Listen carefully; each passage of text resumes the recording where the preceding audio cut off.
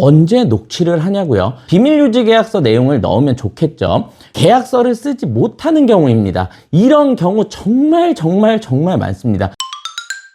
작년보다 더 많은 분들이 내 상품을 만들기 위해 제조에 뛰어들고 있는 모습을 충분히 많이 볼 수가 있습니다. 경쟁자가 많이 생겨서 차별화라는 게 없으면 안 된다는 것을 1년 또는 2년 온라인 사업을 해보고 체감들을 많이 하니 그렇겠죠. 그래서 실전에 도움되는 가장 많이 실수하시는 핵심 주의사항에 대한 내용을 오늘 영상에서 3가지만 말씀드릴게요. 중국, 한국에서 온라인 사업 및 라이선스 사업 그리고 OEM, ODM을 공장들 운영까지도 하면서 저도 20년이 넘게 현재 진행해 오고 있습니다.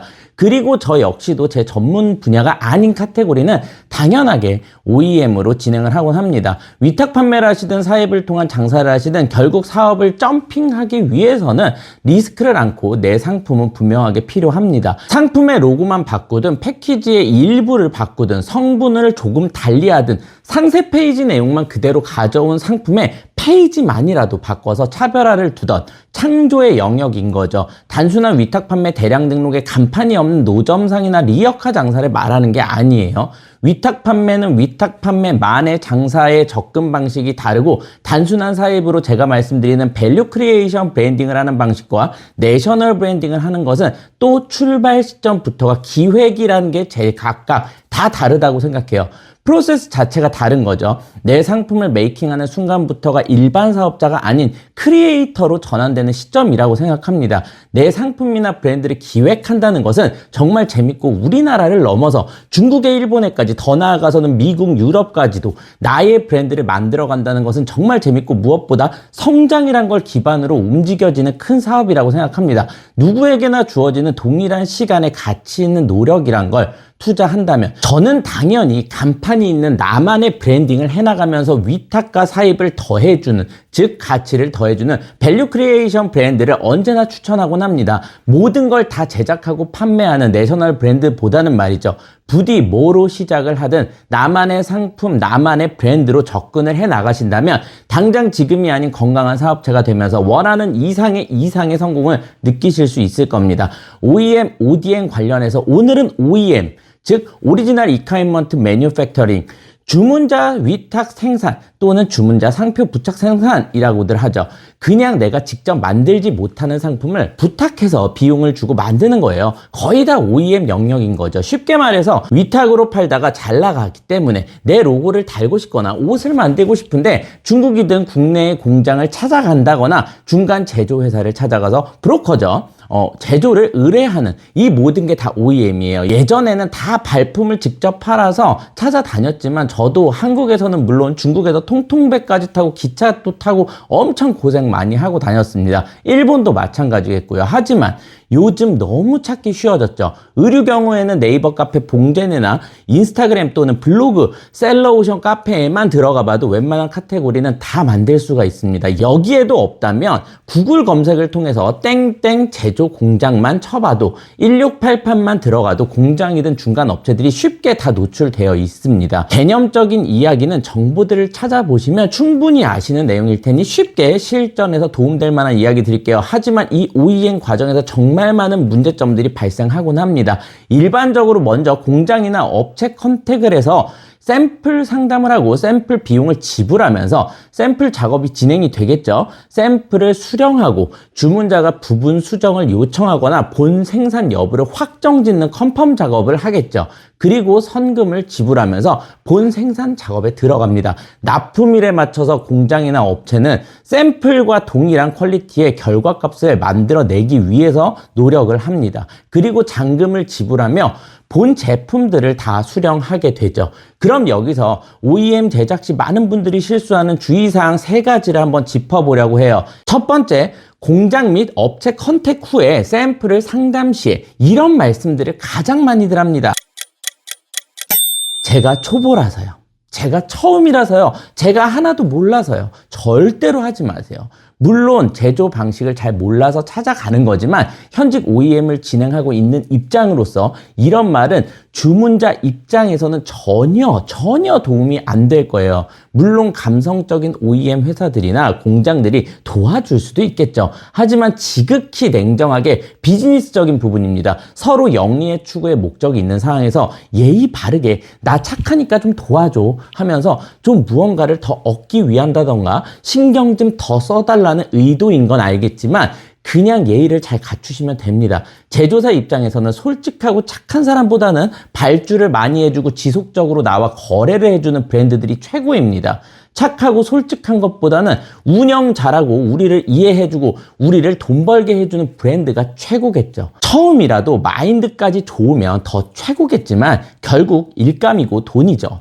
각자 역할을 잘해서 같이 성장하는 브랜드가 좋은 거지 내숭, 착한 척, 초보라서요 이런 거 금물입니다. 사람들이 하는 일이기 때문에 그리고 비즈니스적인 부분이기 때문에 제가 처음이라서 잘 몰라요 는 신경을 덜 써주셔도 전 잘 몰라요 라는 말이나 다름없습니다. 차라리 이런 말씀을 하실 거라면 적어도 블로그라도 좀 찾아보고 여러 업체 미팅들을 하면서 저는 처음이라 잘 모르지만 A라는 부분은 이렇게 만들어야 더 좋다는데 가능한가요? B라는 상황도 생길 수 있다는데 저희가 이런 걸 더 제공해야 하나요? 등등 아는 척을 하시라는 것보다는 나 이 정도는 알아보는 사람이야 정도는 어필해 주시면 좋겠습니다. 너무 아는 척하고 대들면 그것도 또 되게 꼴보기 싫습니다. 뭐든 적당하면 좋겠죠. 저도 찾아오시는 브랜드 대표님들께 이런 말씀을 항상 드려요. 다른 업체 가서 이런 얘기 하시면 마이너스이실 거라고. 저희가 조금 더 자금이나 시간 비용을 더해서 갈 수 있는 부분도 이 브랜드는 이렇게 해줘도 그 가치까지는 모를 거니 그냥 넘어가고 납품하는 경우도 많습니다. 절대 해서는 안 되는 말 잘 기억해 주시고요. 두 번째는 바로 계약서입니다. 계약서라는 것은 주문자 입장에서는 샘플과 동일한 제대로 된 상품을 제공받기 위함이기도 하며 이슈가 생겼을 때 중심을 잡아주는 큰 역할을 하죠.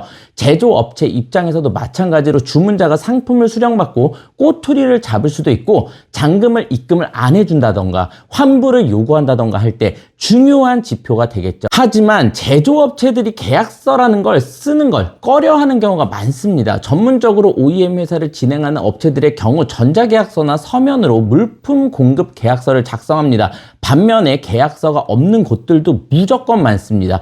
이럴 경우 두 가지의 대처 방법을 알려드리려고 해요. 도움이 되실 겁니다. 의류 쪽 공장들 뿐만 아니라 개발자분을 직접 찾아간다거나 개인 사업자 공장들이며 사업자가 없는 공장들도 너무나 많습니다. 그래서 매입 자료도 못 받는 상황들도 있어서 타 사업자로 매입을 가져와야 하는 경우도 있고 다양합니다. 무조건 작성하시는 것이 좋습니다. 먼저 계약서가 있는 경우에요. 계약서가 없다면 내가 직접 계약서를 써서 해당 제조업체에게 계약서를 쓰자 하시면 될 거고요. 계약서 내용에는 상호 간의 주소지, 회사명, 사업자 번호 또는 성명, 계약 날짜가 정확하게 들어가 있어야 하고 단발성의 계약인 경우에도 계약 기간, 제품을 납품받는 날짜겠죠. 계약 기간과 가격, 대금 지급을 어떻게 진행하며 예를 들면 본 작업 진행 시 50% 성금 후 50%를 잔금을 낸다던가 뭐 이런 부분들이겠죠.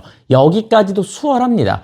대부분 주문자가 갑이 되고 제조사가 을로 표기가 됩니다. 잘 체크하셔야 하는 부분은요. 바로 하자담보 책임, 제조물 책임과 지적 재산권의 내용이에요. 즉 불량이란 게 굉장히 애매합니다. 기계로 찍어낸다던가 뭐 레이저를 따서 뭐 정확한 재원값으로 만들어지는 상품이 아닌 경우에는 대부분 사람들이 생산을 해내는 거기 때문에 문제점이 정말 많습니다. 주문자 입장에서는 이건 불량이다. 제조사 측에서는 이 정도 오차는 사람들이 하기 때문에 불량까지는 볼 수 없다. 라고 서로 각자들의 입장 차이에 대해 씨름을 하며 에너지 다 빠지고 양쪽 중 한쪽은 무조건 손해를 보고 진행합니다. 보통은 거래처를 끌고 나가야 하기 때문에 주문자 쪽에서 그냥 스트레스를 좀 받으면서 넘기는 쪽이 더 많죠. 반드시 다 알지 못해도 불량이 나올 수 있는 상황을 해당 계약서에 꼼꼼하게 내용을 넣어주셔야 손해 없이 OEM을 진행할 수 있습니다. 계약서의 내용이 길 경우에는 본 계약서 상에는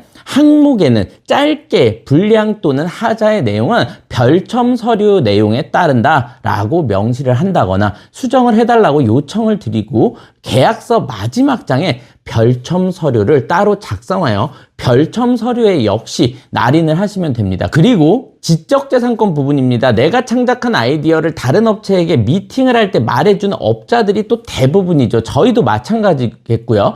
나 어떤 브랜드 만들어. 나 어떤 브랜드 만든다. 나 이런 디자인도 해봤어. 저런 부분을 이렇게 바꿨더니 지금 발주량 엄청 들어오고 있어요. 등등. 제조사 입장에서는 이것이 우리의 레퍼런스며 브랜드 거래처를 더 데려오기 위해 PDF 자료로도 막 뿌려서 진행하기도 합니다. 특허권이나 디자인 등록을 해두면 되겠지만 일일이 다 등록하기 부담되는 게 현실이죠. 당연히 유사품은 충분히 나오는 것이 당연한 시장의 구조이지만 적어도 내가 보호를 해야 마땅하다라고 생각합니다. 내가 생각한 아이디어를 너무 쉽게 까발리니 저 역시도 예전에 PVC 도트 미니백이라고 출시를 했다가 이거 말고도 엄청 많아요. 도매까지 유사품이 너무 많이 나와서 결국 조사를 했더니 공장 측에서 비슷하게 샘플링을 해서 영업을 직접 해서 시장에 뿌려진 걸 알고 역으로 정정당당하게 타 업체의 납품들을 막고 손해배상까지 청구하였습니다.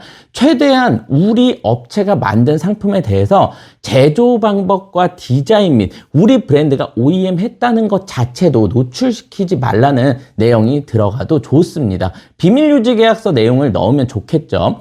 그리고 세 번째, 계약서를 쓰지 못하는 경우입니다. 이런 경우 정말 많습니다. 사업자가 없는 공장 또는 사업자가 있어도 물론 계약서 자체를 거부한다거나 하는 경우는 충분히 많아요. 바로 녹취를 하는 것입니다. 언제 녹취를 하냐고요? 처음 업체 컨택할 때부터 항상 저는 합니다. 생활화가 되어 있으면 좋습니다. 그래서 사업자들은 아이폰이 사진 찍기에는 물론 좋지만 갤럭시를 사용하신다면 통화 시 자동 음성 녹취가 되는 기능들이 있기 때문에 상품 촬영용 아이폰 하나 두고 갤럭시를 쓰는 편이죠. 녹취란 것이 사업을 할 때 정말 필수 요소입니다. 일반적인 녹취도 이슈가 있을 때는 법적으로 충분히 자료가 됩니다. 필히 녹취의 내용에는 발주일과 납품일이 언제인지 통장 송금 내역이 없이 현금으로 혹시나 거래를 했다면 얼마를 내가 주었는지 그래서 어떤 제품 몇 개를 받기로 했는지 이 내용만 정확히 한 부분이라도 들어가 있으시면 됩니다. 카톡이나 문자 내용의 기록이라도 있다면 충분히 활용이 되지만 녹취가 가장 안정적입니다. 이건 역시 주문자 입장에서 제조업체의 상황을 고려하고 계약서 진행 없이 비즈니스를 하고 있는 부분이기에 무조건 하셔야 합니다. 제품이 제 날짜에 안 나온다던가 불량률이 너무 높거나 제대로 된 퀄리티의 상품이 안 나온 경우 시즌 상품이 꼭 아니더라도 내가 미리 마케팅을 진행을 하고 있었거나 사업 자체가 타이밍 싸움인 건데 독박을 쓰는 경우가 대다수입니다. 저도 많이 경험했고요. 정말 피해가 제조 금액 이상으로 많아지게 됩니다. 인정하고 환불을 해줘도 주문자 입장에서는 에너지 빠지고 자금적인 피해는 100%를 내가 아무리 환불을 받는다 하더라도 비즈니스적으로 볼 때는 한 곳에 돈이 묶여 있었다가 돌아와도 마이너스가 엄청 크게 되는 게 현실입니다. 더군다나 내 타이틀 상품인 경우에는 시즌 장사가 다 날아가게 되죠. 어마어마한 액수의 손해를 보게 됩니다. 그래서 녹취는 필수이고 휴대폰으로 녹취를 하던 아이폰 유저의 경우에는 이러한 녹음기예요. 이러한 녹음기를 활용하셔서 녹취를 진행해 두시면 좋겠습니다. 상호 간에 녹음을 하는 것이기 때문에 일방적인 것은 아니니 부담을 가지시지 않으셔도 됩니다. 이러한 자료로 그럼 어떻게 하느냐? 바로 법에는 지급명령 강제집행이라고 있어요. 사업자가 없거나 개인 사업의 경우라면 상대방의 이름과 주소, 전화번호를 미리 거래 전에 받아두시길 바랍니다. 이것만 알고 있고 이 녹취 기록이 있다면 불이익을 막을 수 있다는 거죠. 개인이 직접 진행하기는 까다로우니 가까운 변호사분을 통해서 진행하시면 쉽게 정신적 피해 없이 무엇보다 깔끔한 사항으로 정리할 수가 있습니다. 물론 상대방이 일정 기간 안에 2주였나 그래요. 변호사를 선임해서 이의 제기를 하지 않는다면 무조건 환불받게 됩니다. 이의 제기를 해도 상관없겠죠. 정확한 기록이 있으니까요.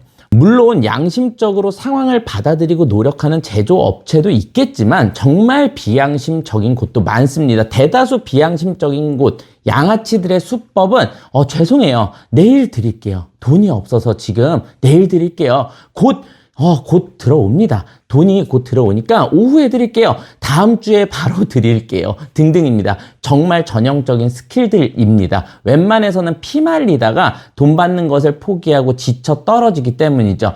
저는 동대문 상권에서 말 같지도 않은 계약서들을 워낙 많이 써서 녹취란 게 생활화가 되어 있는데 사업을 하신다면 녹취는 필수로 진행하시면 좋겠습니다. 오늘은 이렇게 OEM 제조 시 현실적으로 실수하는 주의해야 할 점에 대해서 실점 부분만 간단하게 말씀을 드렸고요. 제가 처음이라서요. 제가 잘 몰라서요.